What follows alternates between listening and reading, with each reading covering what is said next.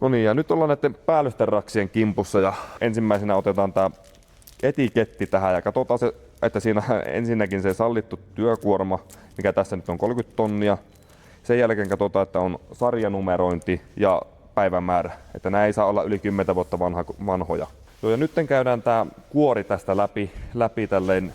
Katsotaan, että tämä päällyste tässä ehyt ja siinä ei ole mitään isompia hankaamia tai läpiasti leikkauksia. Että siinä jos siinä on sauma tai läpileikkaus ja siinä näkyy sisällä menee semmoinen valkoinen filamentti, mikä on vedetty kerälle ja tämä on ammeltu vaan päälle tähän suojaksi, niin voidaan epäillä silloin, että se on filamentti mennyt rikki.